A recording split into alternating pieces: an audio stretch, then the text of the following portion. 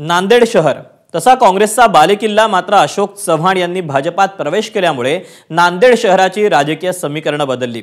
यंदा होणाऱ्या महापालिका निवडणुकीत बदललेल्या राजकीय समीकरणाचे परिणाम दिसण्याची शक्यता आहे आणि त्यातच व्यापारी आणि नागरिकांनी शहरात अनेक समस्या असल्याचंही सांगितलंय। पाहूया। महापालिकेच्या निवडणुकीचं बिगुल वाजलेलं आहे। यंदाची महापालिकाची निवडणुकीकडे संपूर्ण नांदेडकरांचं लक्ष लागलेलं आहे। हनुमानपेठ व्यापारी असोसिएशन मध्ये रस्ता पहिले छोटा होता, पार्किंग वगैरे यामुळे आता मोठा रस्ता झाला, पण रस्ता मोठा होऊन छोटाच आहे अशी आम्हाला वाटते। कारण आज 2-2, 3-3 गाड्याच्या लाईन लागतात पार्किंग मध्ये।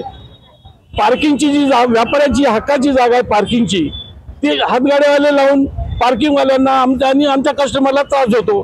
तर माझी कॉर्पोरेशनला विनंती आहे की हातगाड्या बाजूला करून त्यांना पार्किंग झोन मध्ये लावावे, आपला हॉकर झोन मध्ये लावावे आणि पार्किंग मध्ये आमच्या व्यापाऱ्यांच्या पूर्ण ग्राहकांच्या गाड्या लागून व्यापाऱ्यांना त्रास होऊ नये, आलेल्या ग्राहकांना त्रास होऊ नये अशा प्रकारचं नियोजन केल्यास हनुमानपेठ मधील पार्किंगची समस्या पूर्ण संपून जाईल।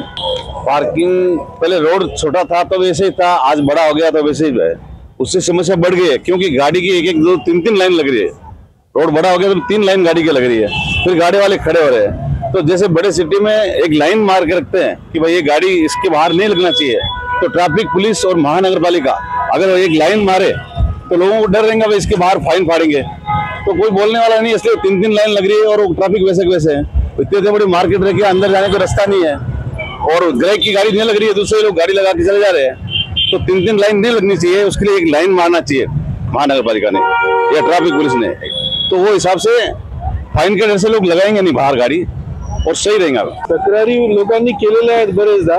फक्त आमचं इथं असं म्हणणं आहे की ही जी पार्किंगची अडचण आहे ही दूर तेव्हाच होईल जेव्हा या एरियामध्ये पूर्ण वेळ एखादा साधा पोलीसवाला तरी कमीत कमी इथे राहायला पाहिजे।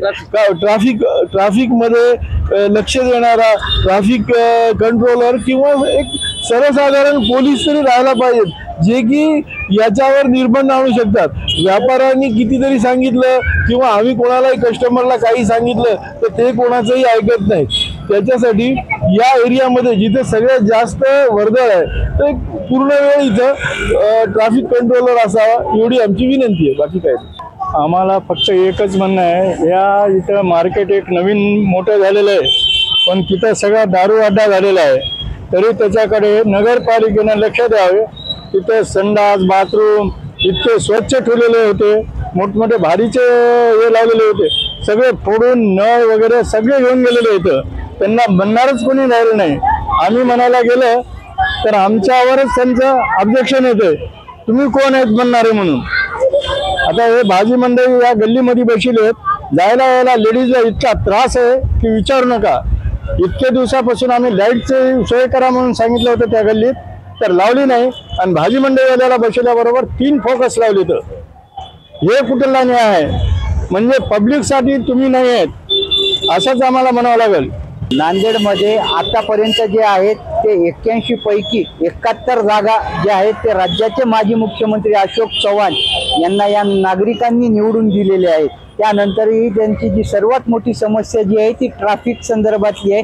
संध्याकाळी 5च्या पुढे जे आहे ते या मुख्य बाजारपेठ असलेल्या वजिरा भागात सध्या आपण उभे आहोत आणि या ठिकाणी 5च्या पुढे जे आहे ते सर्वात मोठी ट्रॅफिक जाम जी आहे ती या व्यापाऱ्यांना इथे या ठिकाणी भोगावं लागत आहे। परिणामी इथून जे पादचारी रस्ता जो आहे त्यावर देखील सायकल ट्रॅकवर देखील गाड्या या ठिकाणी पार्क केलेल्या आहेत आणि त्याच्या समोरच हॉकर्सच्या देखील गाड्या या ठिकाणी लावलेल्या आहेत। यांचं असं म्हणणं आहे की आम्हाला लवकरात लवकर जे आहे ते ट्रॅफिक पासून मुक्त करावे अशी मागणी जी आहे ती या व्यापाऱ्यांनी केलेली आहे। अभिषेक एकबोटे, एबीपी माझा, नांदेड। एबीपी माझा, उघडा डोळे बघा नीट।